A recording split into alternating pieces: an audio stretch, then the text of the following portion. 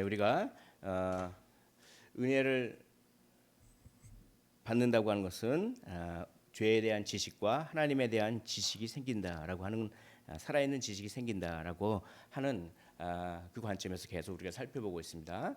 그 하나님의 지식은 백과사전적인 지식이 아니라 하나님의 아름다움을 경험하는 지식인데, 그 하나님의 아름다움은 하나님의 성품을 경험할 때 우리가 알 수 있습니다. 그래서 하나님의 여러 가지 성품을 우리가 쭉 살펴보았습니다. 오늘은 하나님의 지혜다라고 하는 그런 우리가 성품을 한번 묵상하심으로 말미암아 하나님의 놀라운 그 아름다움을 경험하셨으면 좋겠습니다. 지난번에 하나님의 권위 말씀드렸죠. 하나님은 권위가 있으십니다. 또 그 지난번에는 하나님은 능력이 있으십니다. 이렇게 말씀을 드렸습니다. 하나님은 권위가 있으시기 때문에 통치권과 우리의 인생을 사용할 사용권이 있으십니다. 근데 하나님은 권위만 있으신 것이 아니라 권위에 걸맞는 능력도 있습니다.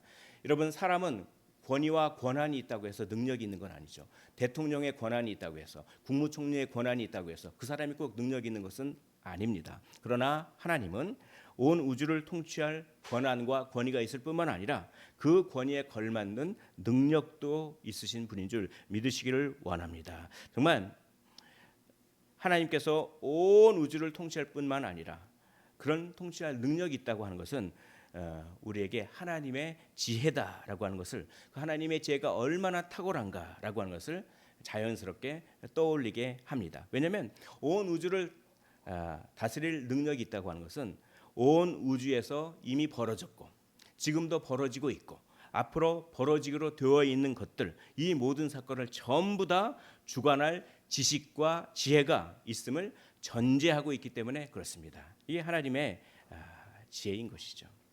오늘 이 하나님의 지혜에 우리가 정말 감탄하고, 정말 이 하나님의 지혜를 통해서 정말 우리가 오늘 큰 은혜 받았으면 좋겠습니다. 바울이 그렇게 은혜 받고 있어요. 바울이 그렇게 하나님의 지혜를 생각하면서 감탄하고 찬양하고 은혜를 받고 있는 장면이 바로 오늘 본문이 되겠습니다.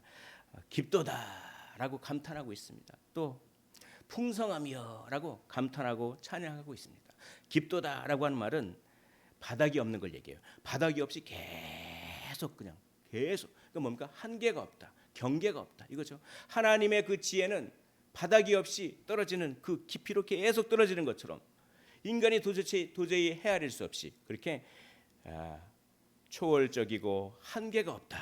풍성함이요. 이건 뭡니까? 풍성하다고 하는 것은 필요한 것 딱 그만큼 있는 겁니까? 아니잖아요. 풍성하다고 하는 것은 필요한 것을 넘어서 훨씬 많아서 차고 넘치는 것을 의미합니다. 한계가 없는 거죠. 그러니까 깊도다라고 감탄하고 있고 풍성하며라고 감탄하고 있는 것은 한마디로 한계가 없습니다. 하나님의 지혜와 하나님의 지식이 얼마나 위대한지 한계를 제가 못 느끼겠습니다. 이렇게 감탄하고 찬양하고 있는 그런 모습입니다. 바울은 왜 그렇게 감탄하고 찬양할까요? 특별히 하나님의 판단과 하나님의 길 때문입니다. 판단이라고 하는 것은 이거예요. 하나님이 유대인을 배척하고 이방인을 받아들인 것을 말하는 것입니다. 그리고 그의 길이라고 하는 것은 그 판단을 실행하는 방법이에요. 이방인을 택했기 때문에 이방인을 받아들이고 유대인을 배척했기 때문에 그 판단을 실행하는 방법이 무엇입니까? 이방인을 예정하고 이방인을 택하시고 이방인에게 회개할 마음도 주시고 이방인에게 믿음을 주시고, 그리고 이방인을 구원을 베푸시는 반면에 유대인은 유기하신다, 버리신다. 유대인들의 마음을 완악하게 하는 거예요. 지금도 유대인의 마음이 완악하죠. 여러분, 유대인들에게 예수님 얘기하면 어떤 반응을 할 것 같습니까? 굉장히 무서워해요. 왜 무서워할까요? 유대인들에게 예수님 하면 홀로코스트를 벌써 그 유대인 학살, 가스실 그거를 예수님과 연결시켜요. 그런 이미지가 고착돼 있어요. 그래서 이스라엘 선교사님들 얘기를 들어보면 정말 유대인 한 명 구원하기가 너무 어렵습니다. 단 지금 유대인에서 교회가 막 개척되고 막 부흥이 일어나는 그런 지역이 있습니다. 어느 지역일까요? 제가 전에도 말씀드렸죠. 마약 중독자들은 예수 믿어요. 예수 믿고 마약 중독이 고쳐지니까 예배를 계속 드리면서 아무튼 그렇게 유대인을 완악하게 하는 것, 그것도 하나님의 방법인 거죠. 그런데 이러한 하나님의 판단과 그 방법 속에 나타난 하나님의 지혜와 지식이 너무나 깊어서 도무지 이해할 수 없기 때문에 오히려 찬양하고 있어요. 근데 바울의 입장에서는 아니 우리 유대인을 하나님께서 아브라함부터 선택하셔서 선민으로 선택하셔서 그랬는데 어떻게 유대인의 마음을 완악하게 해서 예수님을 영접하지 않고 예수님을 거부하게 하고 왜 이방인만 그럴까? 오히려 불평이 나올 수 있는 거예요. 그러니까 하나님의 뜻을 이해 못할 때 왜 하나님은 나에게 이런 상황을 허락하시지라고 하나님의 뜻을 이해 못할 때 우리는 보통 불평을 더 많이 하지 않습니까? 근데 오늘 바울은 거꾸로 해요. 거꾸로.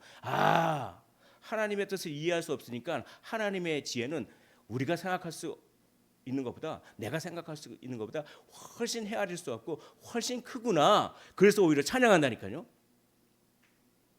이게 굉장히 우리에게 사실 충격을 주는 것입니다. 우리는 하나님께서 우리의 기대대로 움직일 때 감사하고 찬양합니다. 그러나 하나님께서 우리의 기대대로 움직이지 않으시는 것처럼 볼 때는 우리는 감사가 별로 안 나오죠. 그러나 바울은 그렇지 않았습니다. 그래서 정말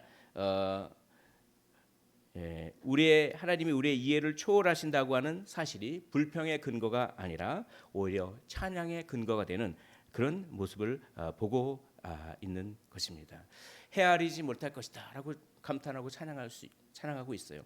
헤아린다라고 하는 이 말은 이렇게 찾는 거예요. 부지런히 수색하는 겁니다. 우리 수색 부대가 있죠. 수색 부대가 뭐 이렇게 뭘 수색하기 위해서 무슨 금속 탐지기를 가지고 수색하든지 막 수색을 하는 그 헬라어가 헤아린다라고 하는 거예요. 그러니까 인간이 막 수색을 해도 결코 찾을 수 없어.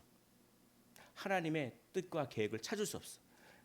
그래서 그의 길은 찾지 못할 것이로다라고 하면서 그렇게 찬양하는 모습을 보게 되는 것입니다. 우리가 이해할 수 없는 상황을 만나고 심지어는 그 상황이 우리를 괴롭게 하고 힘든 때라도 오히려 우리는 이해를 초월하신 하나님의 주권과 하나님의 지혜를 인정하면서 하나님을 신뢰하고 합력하여 결국은 우리를 위하여 가장 좋은 것을 주실 합력하여 선을 이루실 하나님을 우리는 찬양해야 함을 오늘 이 바울의 응답을 통하여서 바울의 이 반응을 통하여서 그렇죠? 우리는 배울 수가 있는 것입니다. 우리가 본문에 나오는 바울의 감탄 속에서 우리는 하나님의 지혜가 얼마나 탁월한 것인지 알 수가 있어요. 본문에는 하나님의 지혜와 지식이라고 하는 말이 나옵니다. 깊도다 하나님의 지혜와 지식이요. 근데 그것만 나오는 게 아니에요. 본문에는 하나님의 지혜라고 하는 말도 나오고 지식이라고 하는 말도 나오는데 이 말도 나옵니다. 지성이라고 하는 말도 나옵니다. 그러니까 본문에는 하나님의 지성과 지식과 지혜라고 하는 말이 나옵니다. 지성이란 말 안 나오는데요. 이게 지성입니다. 34절 누가 주의 마음을 알았느냐라고 마음으로 번역한 이 마음을 지성이에요. 누가 주의 지성을 알았느냐, 누가 주의 지성을 깨달았느냐, 이해했느냐 이런 말이죠. 여러분 지성은 무엇입니까? 지성은 아는 것을 담당하는 그런 뭡니까? 기능이에요. 그러니까 지성이 있어야 그것을 통해서 지식이 생기죠. 그렇죠? 그리고 지성이 있어야 지식이 생기고 지식을 잘 적용하고 지식을 잘 이용하는 것을 지혜라고 하잖아요. 지식을 잘 적용하고 지식을 잘 이용해서 올바른 판단을 하는 것을 지혜라고 하잖아요. 지식은 그냥 지식 자체고 그 지식을 잘 이용할 수 있는 능력, 그래서 올바른 판단을 내리고 올바르게 분별하고 올바르게 적용하고 그게 지혜잖아요. 그러니까 지성을 통해서 지식을 통해서 지혜를 이거잖아요. 그래서 지혜는 지식의 완성이다. 그렇죠? 지혜를 잘 활용하는 능력이기 때문에 지식을 참된 지식되게 하는 것은 지혜이기 때문에 지혜는 정말 지식의 완성이다라고 하는데 그러면 우리가 이제 이걸 알았어요. 지성을 알았어요. 지성은 아는 것을 담당하는 기능이다. 지혜도 알았어요. 지혜는 지식을 잘 이용하는 그래서 판단하고 분별하는 능력이다. 그럼 지식은 뭘까요, 여러분? 지식은 뭘까요, 여러분? 지식은 조금 어려운 말로 우리 안에 관념이 생기는 것입니다. 우리 안에 뭐가 생긴다고요? 우리 안에 관념이 생기는 거. 너무 어렵습니다. 관념이 뭡니까? 관념은 이거예요. 이것은 이것이다. 이게 관념입니다. 이것은 이것이다. 이것은 이것이다라고 표현할 만한 것이 우리 마음속에 생길 때 우리는 관념이 생긴 거예요. 자, 이걸 어떻게 설명드릴까? 조금 철학적이고 어려운 것 같은데. 그래서 고민을 했습니다. 고민을 했는데 그렇지. 음식 생각이 나더라고요. 하나님께서 너무나 지혜로우세요. 하나님께서는 여호와의 선하심을 맛보아할지어다. 여호와의 선하심을 맛본다고 하는 미각을 통해서 설명하고 있어요. 그렇다. 내가 하나님의 방법을 내가 또 따라야겠다. 그게 뭡니까? 음식이 생각이 났어요. 음식이 생각이 났는데 소금이 있습니다. 소금이 짭니까 안 짭니까? 짜잖아요. 여러분들은 소금을 안 먹어보고 짜다고 얘기하잖아요. 그렇죠? 왜입니까? 소금은 짜다라고 하는 관념이 생겨서 그래요. 소금은 짜다라고 하는 지식이 생긴 겁니다. 근데 그 지식을 어떻게 합니까? 최초부터 그렇게 알았습니까? 아니잖아요. 소금을 맛보니까, 그렇죠? 맛보고 감각기관을 통해서, 그렇죠? 감각기관을 통해서 우리가 소금은 짜다라고 하는 무엇이 생겼습니까? 관념이 생기고 지식이 생긴 거예요. 이게 뭡니까? 지식입니다. 이게 지식이에요. 그런데 이 인간의 지성과 하나님의 지성, 인간의 지식과 하나님의 지식은 차이가 있어요. 오늘 이걸 좀 알아가셨으면 좋겠습니다. 오늘 이걸 아시면 깊도다. 하나님의 지혜와 지식의 풍요하며라고 하는 말씀이 다르게 다가올 것입니다. 그냥 하나님은 막연히 하나님은 전지전능하시고 하나님 모든 걸 다 아시지 이 정도로만 알아서는 감탄이 나옵니까? 그럼 하나님이 아는가 보다 그렇잖아요. 근데 하나님의 지식이 어떤 체계로 되어 있는지 우리가 한번 생각해 보기를 원합니다. 그러면 그 말씀에 진짜 감탄이 나와요. 감탄이 나와야 찬양을 하지 않겠습니까? 자, 우리 그러기 위해서 인간의 지성 체계를 한번 우리가 살펴볼 필요가 있습니다. 인간의 지성은 감각이 이렇게 때리면 아프고 맛보면 달콤하고 짜고 이런 감각이 필요하잖아요. 이 감각이 느껴진 것을 상상력이라고 하는 기능이 있어요. 인간의 영혼에는 상상력이라고 하는 기능이 있습니다. 이 감각이 느껴진 것을 상상력을 통해 어디로 전달하느냐? 우리의 지성으로 전달해요. 그래서 관념을 받아들여요. 달콤한 걸 먹으면 달다라고 하는 관념이 생기고 매운 걸 먹으면 맵다라고 하는 관념이 생기고 그러니까 뭡니까? 인간의 지성은 사물이 존재하기 전에 먼저 생겨나는 것이 아니라 반드시 사물이 먼저 있고 그렇죠? 그 사물을 경험해야 그 감각을 통해서 지식을 아는 거예요. 그러니까 인간의 지식은 인간의 지성은 의존적입니까? 아니면 자유롭습니까? 의존적이에요. 의존적이에요. 우리가 핸드폰을 한 번도 안 보고 이건 핸드폰이라고 하는 관념이 생길 수가 없잖아요. 그리고 인간의 지성은 이렇게 관념을 수집하고 그 관념을 추론함으로 말미암아 또 다른 관념을 만들어냅니다. 이거 어렵죠. 자, 또 계속 음식 얘기를 하겠습니다. 된장찌개가 있어요. 된장찌개가 있는데 여러분 된장찌개 어떻게 끓이십니까? 저는 된장찌개를 이렇게 끓이는 걸 보기만 해가지고 이게 맞는지 모르겠습니다. 된장찌개 있으면 된장이 있어야겠죠. 된장이 있는데 된장을 그냥 물에다 풀기보다는 쌀뜨물에 풀거나 아니면 뭡니까? 멸치를 막 끓이는 거예요. 멸치를 막 끓여가지고 육수를 딱 냅니다. 배고프시죠? 그럼 시원합니다. 그래서 그 된장을 딱 이렇게 적당하게 딱 덜어요. 그래서 된장을 막 풀고 이게 시원한 맛이 좀 필요하겠네. 그러니까 뭡니까? 뭘 넣습니까? 꽃게를 넣습니다. 꽃게를 탁 넣습니다. 그렇게 해주시기를 바랍니다. 꽃게가 탁 있으면 그러면 이제 혼나죠. 당신이 왜 안 해줘 이렇게 꽃게를 탁 풀고 말입니다. 그런 다음에 뭡니까? 좀 매콤한 게 필요. 매콤한 맛이 필요해. 그래가지고 청양고추를 송송송송송 썰어 넣습니다. 칼질을 탁탁탁탁. 이거 한번 칼질 잘하는 것 같죠? 상상해 보겠습니다. 칼질 탁 해가지고 탁 넣습니다. 그래서 확 하고 또 여러 가지를 넣습니다. 그래가지고 국물을 한번 딱 떠먹는 거예요. 국물을 딱 떠먹으니까 여기서부터 잘 들으셔야 돼요. 딱 떠먹으니까 뭔가 적당히 짜면서 적당히 매콤하면서 적당히 달콤하면서 뭔가 시원한 맛도 있고 그런단 말이에요. 이건 뭡니까? 지금 시원하다, 그렇죠? 매콤하다, 짜다, 그렇죠? 달콤하다. 이게 다 관념들이잖아요. 관념이 국물 하나에 있었던 관념이 다 어떻게 나누어지기 시작하죠. 짜다, 달콤하다, 맵다, 시원하다. 그렇죠? 그리고 나눠질 뿐만 아니라 다시 합쳐져요. 이게 적당하게 짜면서 적당하게 매콤하면서 뭡니까? 적당하게 시원하면서 적당하게 달콤하면서 이게 적당하게 어우러지는구나라고 하는 관념이 또 합쳐져요. 그러면서 새로운 관념이 나옵니다. 어떤 관념이 나오니까요? 맛있다라고 하는 관념이 나오는 거예요. 맛있다. 그렇죠? 그래서 관념을 수집하고 관념을 나누고 관념이 더해지면서 어떻게 합니까? 우리는 또 다른 관념을 만들어내요. 이게 인간의 지식을 얻는 방법이에요. 그리고 이게 너무 맛있어. 근데 나도 그 비법을 배워야겠다. 그래서 싹 보는 거예요. 정말 도대체 멸치를 몇 개 넣고 육수를 내린 거예요. 멸치가 큰 게 있었네. 이따만큼 큰 게 있고 나는 작은 것만 했는데 큰 거 2개를 넣고 멸치를 3개를 넣고 그리고 몇 분을 끓이는 거야 이거. 막 그걸 지켜봅니다. 몰래 비법이니까 안 가르쳐주는데 막 지켜봅니다. 저렇게 국물을 내는구나. 그런 다음에 된장을 갖다가 몇 스푼을 넣는 거야. 그렇지 몇 스푼을 넣는구나. 이걸 다 봅니다. 그렇죠. 꽃게는 언제 몇 마리를 어느 타임에 어떻게 넣고 그렇게 그런 걸 다 보는 거야. 다 보면서 이렇게 생각. 내가 이거 그대로 하니까 내가 이걸 그대로 해봐야지. 그래서 집에 와서 그걸 그대로 합니다. 뭘 기대하면서요? 이거를 그대로 하면 내가 맛봤던 그 맛있다라고 하는 관념을 얻을 수 있겠지라고 하면서 추론하는 거예요. 추론. 그래서 쫙 그렇게 하니까 진짜 그 국물 맛이 나네요. 할렐루야. 예, 이런 관념을 수집하고 관념을 통해서 추론한다. 추론은 뭡니까? 우리가 모르는 사실을 우리가 이미 아는 것을 통해서 모르는 사실을 알아가는 것을 추론이라고 하는 거죠. 그렇죠?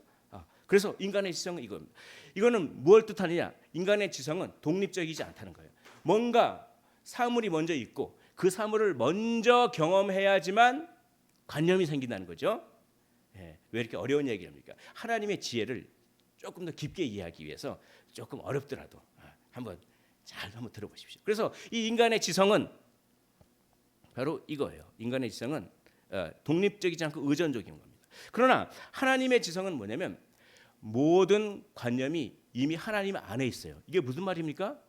우리 인간은 소금이라고 하는 물체를 통해서 그 소금이라고 하는 물체를 맛볼 때 짜다라고 하는 것을 알 수 있죠. 근데 하나님은 그렇게 아시는 분이 아니에요. 짜다라고 하는 것을 이미 하나님이 만들어 관념 자체를 만들어 버려요. 짜고 맵고 시고 뭡니까? 키가 크고 키가 작고 뭐 그런 관념을 하나님이 그냥 창조해 버리신다니까요. 그러니까 하나님은 사물을 경험해서 아는 것이 아니라 하나님에는 모든 관념이 하나님 안에 다 들어 있어요.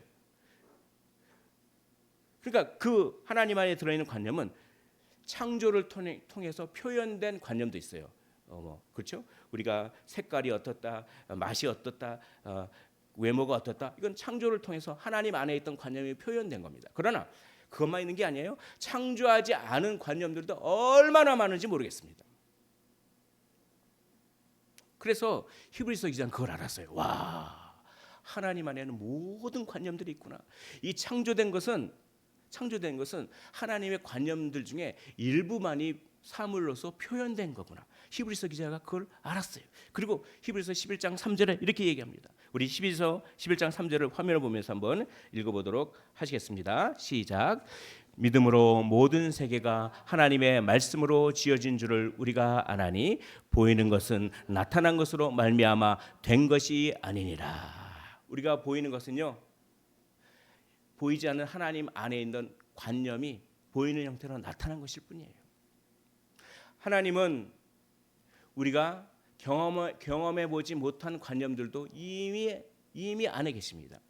핸드폰, 여러분, 예수님 당시에 사람들이 핸드폰을 알았을까요? 이 핸드폰을 예수님 당시의 사람들이 알았을까요? 몰랐을까요? 우리는 알지만 예수님 당시의 사람들, 2000년 전의 사람들은 이 핸드폰을 모르잖아요. 그러나 하나님 안에는 이 핸드폰이라고 하는 관념이 존재했습니다. 존재하고 적당한 때에 이 관념을 인간의 기술과 아이디어를 사용하셔서 이 관념을 만드시는 거예요. 할렐루야. 그 하나님의 지식입니다. 그 하나님은 독립적이에요. 하나님의 안에는 모든 관념이, 우리가 아직도 경험해보지 못한 모든 관념이, 모든 지식이 하나님 안에 있다. 독립적이다. 그러므로 하나님은 충고할 사람이 필요합니까? 쉬리야 이렇게 이제 AI 로봇가 그러잖아요. 오늘 날씨는 어떠니? 예, 오늘 광주의 날씨는 좋습니다. 뭐 이렇게 그런 조언자가 필요 없잖아요. 그런 모사가 필요 없다는 겁니다. 하나님의 지성과 지식과 지혜는 그렇죠? 의존적이지 않다는 것입니다. 그거를 바울이 깨닫는 것입니다. 그리고 너무나 감격하고 있어요. 그 말이 바로 이 말입니다. 바로 자기 자신 안에서 하나님은 모든 것을 안다. 우리 인간은 어디 안에서 압니까? 우리 인간은 사물 안에서 지식을 얻습니다. 그렇잖아요. 사물을 보고 느끼고 경험함으로 말미암아 지식을 얻습니다. 그러나 하나님은 자기 자신 안에서 모든 것을 압니다. 할렐루야. 이것을 하나님의 지식의 독립성이다. 이렇게 이야기하고 있습니다. 하나님의 지식의 독립성을 오늘 바울은 이렇게 이야기하고 있습니다. 우리 화면을 보면서 34절 말씀을 한 목소리로 읽어보도록 하시겠습니다. 시작. 누가 그의 모사가 되었느냐. 모사는 뭡니까? 모사는 조언하는 사람이에요. 지금 이런 일이 있는데 내가 어떻게 판단하고 어떻게 생각해야겠습니까? 그럼 모사꾼이 그렇죠? 모사 어떤 상담자요, 조언자가 이렇게 해야 됩니다. 그렇죠? 그런 모사가 필요하지 않는다는 거죠. 하나님의 지식은 의존적인 지식이 아니라는 거예요. 하나님의 지식은 완전히 독립적인 지식입니다. 완전히 독립적인 지식이기 때문에 거기에서 하나님은 전지하시다 이런 말이 나오는 겁니다. 여러분, 하나님은 하나님의 안에서 모든 관념이 있죠. 모든 관념이 있다고 그랬죠. 그러므로 하나님은 독립적인 지식을 가졌죠. 모든 관념이 하나님의 있기 때문에 하나님은 모르는 것이 있을 수가 없는 것입니다. 과거의 것, 현재의 것, 앞으로 있게 될 것, 그렇죠? 2000년 전에 사람들이 이 핸드폰을 몰랐는데, 그렇죠? 그것이 2000년 후에 이렇게 나왔듯이 우리가 지금 모르고 있는 것들, 모르고 있지만 앞으로 일어날 것들도 하나님의 관념 안에는 다 있다는 것입니다. 그것을 믿으셨으면 좋겠습니다. 하나님은 그렇게 전지하십니다. 하나님의 지혜는 완전합니다. 왜냐하면 하나님 안에는 모든 경우의 수가 다 들어있어요. 하나님이 계산하지 못하는 경우의 수는 없습니다. 하나님은 모든 경우의 수가 다 들어있기 때문에 그 경우의 수를 미리 다 계산을 하시는 거예요. 그러므로 하나님의 판단은 오차가 있으십니까? 없으십니다. 하나님의 판단은 가장 지혜로우신 거예요. 가장 선하십니다. 그래서 오늘 이렇게 우리 교회에 나와서 이렇게 예배드리잖아요. 하나님의 판단이지 않습니까? 정말 오차가 없으신. 또 여러분들이 이렇게 경험하는 모든 환경들, 그렇죠? 그거는 절대적으로 오차가 없는, 오류가 없는 것이다라고 하는 것을 우리가 믿어야 됩니다. 하나님의 지혜는 단순합니다. 하나님은 단순하다고 하는 것은 추론과 그런 것들이 필요 없다는 것입니다. 그냥 아시는 거예요. 하나님의 지혜는 불변합니다. 우리는 오늘 알았던 사실을 시간이 얼마 지나면 그때 그렇게 알았는데 그건 내가 잘못 알았던 거야. 시간이 지남에 따라 우리의 지식이 변한 거죠. 그때 내가 착각했어. 그러나 하나님은 불변하시다는 거죠. 하나님은 그렇게 아시는 분이 아닙니다. 하나님의 지식은 영원하며 무한한 것입니다. 하나님의 지혜와 지식은 모든 것에 대해서 모든 근거를 다 아시고 계시기 때문에 그렇죠? 무한하시다. 왜냐? 하나님 안에 모든 관념이 이미 존재하고 있기 때문이다. 이게 어렵지만 이걸 한번 자꾸 묵상해 보시기를 원합니다. 그래서 진짜 하나님의 아름다움을 경험하게 되는 것입니다. 이렇게 하나님의 그 놀라운 지성과 지혜의 탁월함은 우리에게 두 가지의 근거를 줍니다. 첫째는 하나님을 영화롭게 하고 찬양하는 근거가 됩니다. 우리는 하나님을 찬양하죠. 여러분, 하나님을 왜 찬양하십니까? 하나님이 위대하신 분이기 때문에 찬양합니다.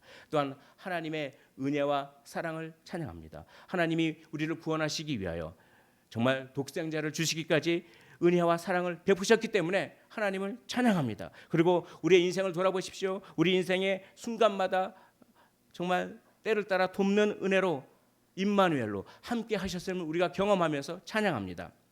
이러한 은혜를 생각하면서 찬양합니다. 그런데 거기에 더해서 우리는 또 왜 찬양해야 됩니까? 하나님의 지혜와 지식의 완전함 때문에도 찬양해야 되는 거예요. 찬양해야 될 근거와 이유를 하나 더 추가하십시오. 여러분, 하나님의 지혜가 완전하시기 때문에 그런 이유로 찬양을 해보셨습니까? 내가 받은 은혜와 사랑 때문에는 찬양을 많이 해보셨지만 하나님이 정말 지혜가 완전하고 정말 전지하시다, 이것 때문에 감격해서 찬양해 보셨습니까? 정말 진실하고 거룩하며 신앙이 점점 성장할수록 하나님이 나에게 무엇을 해주는 것뿐만 아니라 하나님 그 자체의 성품 때문에 찬양하는 거예요.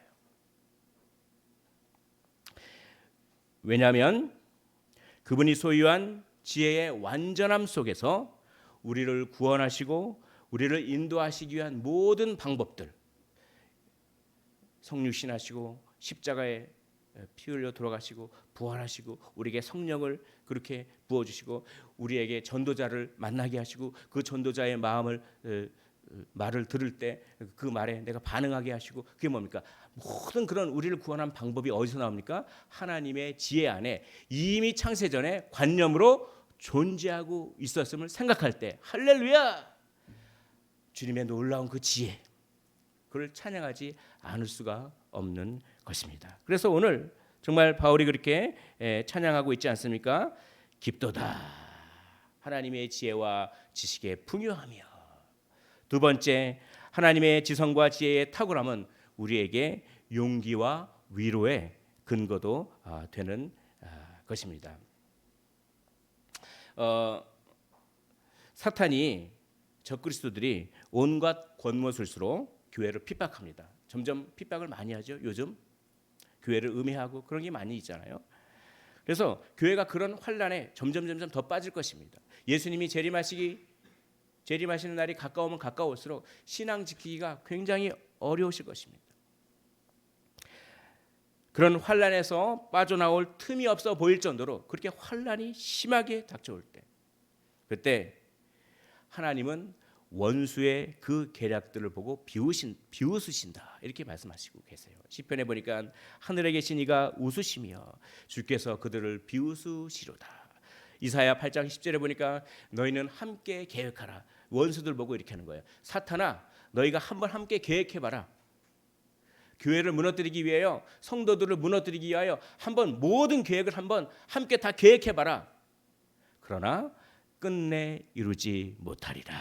이런 말씀들이 얼마나 힘이 되겠습니까? 왜냐? 하나님의 지혜와 지식이 탁월하기 때문이에요. 사탄의 계획과 사탄의 계략보다 하나님의 지혜가 탁월하기 때문에 사탄의 계획과 계략을 하나님은 이루지 못하게 할 계략을 이미 창세전부터 관념 안에 갖고 계신 거예요. 이것을 우리의 개인의 인생에 한번 적용해 보기를 원합니다. 우리가 아파요. 질병 때문에 아픕니다.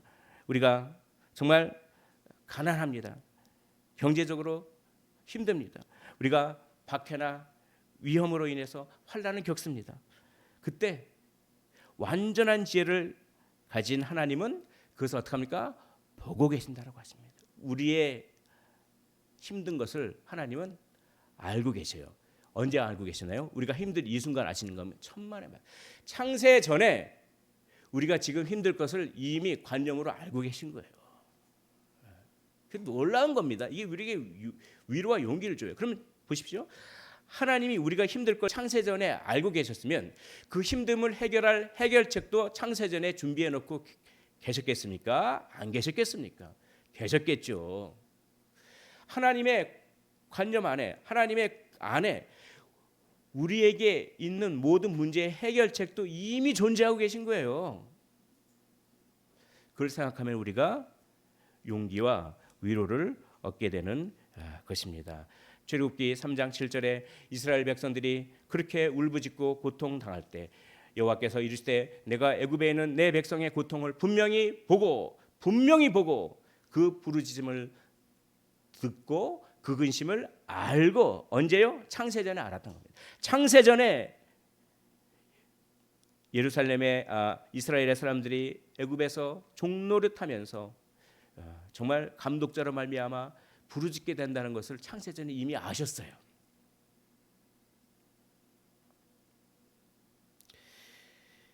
여러분, 하루에 담배를 15개씩 피면 얼마나 건강에 해로울까요?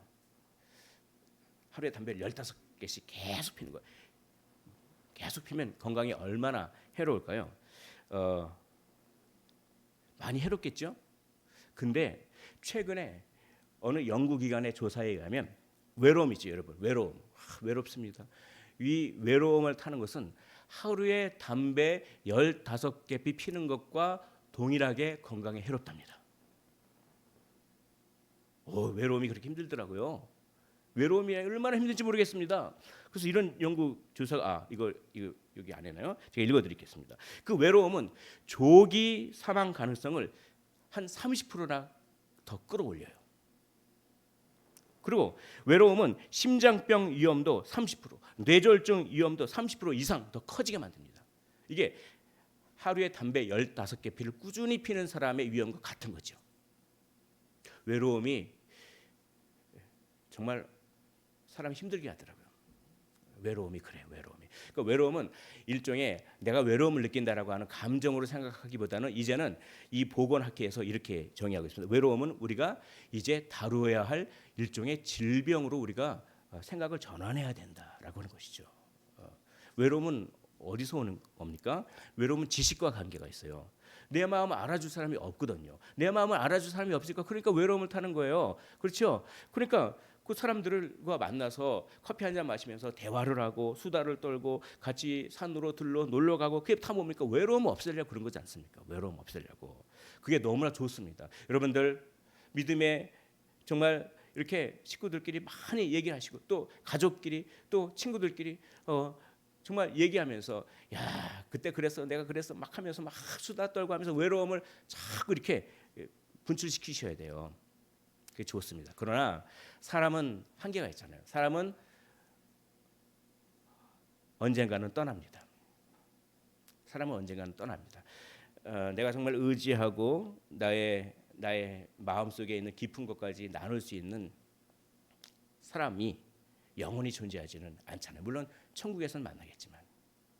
그러므로 우리는 전지하신 하나님, 우리의 마음을 아시는 하나님이 우리의 외로움을 아신다라고 하는 그런 진리를 붙들어야 되는 거예요. 그걸 붙들고 우리가 믿음으로 나아가야 하는 것입니다. 외로움을 하나님의 말씀을 통해서 잘 처리해야 되는 것이죠. 하나님이 전지하다고 하는 것은 하나님이 우리의 외로움을 다 알고 계시고 그 외로움을 해결할 해결책도 창세전에 이미 마음속에 품고 계셨음을 의미합니다. 이 믿음으로 외로움을 이기셨으면 좋겠습니다. 시편 14절에 주께서는 보셨나이다. 뭘 보셨습니까? 외로운 자가 주를 의지하나이다. 주께서는 보셨습니다. 시편 기자가 이렇게 고백합니다. 주님은 보셨습니다. 제가 너무나 외롭습니다. 다 떠났습니다. 외롭습니다. 그래서 사람들이 다 떠나가지고 내 마음을 알아줄 사람이 하나도 없어가지고 정말 외로운데 갑자기 하나님의 음성을 제가 듣습니다. 주께서는 보셨나이다. 이 시편이 이거예요. 여러분 이런 경험을 하셨으면 좋겠습니다. 또한 영적인 침체에서 하나님이 우리를 잊어버린 것이 아닌가 하는 의구심이 들 때 우리는 이사야 49장 15절의 말씀을 의지하시기를 원합니다. 바로 이 말씀이죠. 우리 이사야 49장 15절의 말씀을 우리 한 목소리로 화면을 보면서 읽어보도록 하시겠습니다. 시작. 여인이 어찌 그 젖먹는 자식을 잊겠으며 자기 태에서 난 아들을 긍휼히 여기지 않겠느냐. 그들은 혹시 잊을지라도 나는 너를 잊지 아니할 것이라. 아멘. 여인이 젖먹는 자식을 어찌 잊겠습니까? 제가 이 말씀을 보면서 참 은혜를 받았습니다. 저는 하나님을 잊을지언정, 혹시 잊을지언정, 하나님이 이렇게 말씀하십니다. 나는 너를 잊지 아니할 것이라. 왜입니까? 하나님은 나에 대한 것을 창세전부터 다 알고 계시기 때문에, 내가 하나님을 잊어버리겠다라고 하는 그것도 알고 계시기 때문에, 하나님은 결코 우리를 잊지 아니하시는 분임을 믿으시면서 우리가 위로와 힘과 용기와 그런 것들을 얻으셨으면 좋겠어요. 오늘 찬양을 했는데 정말 이 풍랑이 심하게 오는 그 바다, 그렇죠? 그 바다 가운데서 예수님께서 그렇게 바다를 꾸짖으셔서 잔잔히 하시잖아요. 저는 그 말씀을 예수님의 능력, 하나님의 능력만으로만 생각했어요. 하나님의 능력, 하나님의 능력이 있으셔가지고 바다를 다 꾸짖으시니까 잠잠해진다. 그런데 이 찬양을 하면서 이 말씀이 생각나면서 하나님의 능력뿐만 아니라 이것은 하나님의 지식과 지혜에도 관계가 있는 말씀이구나. 그렇죠? 우리 인생에 풍랑이 많이 일어날 때 하나님은 능력으로 그 풍랑을 잠잠케 하실 분이십니다. 그러나 하나님은 동시에 알고 계세요.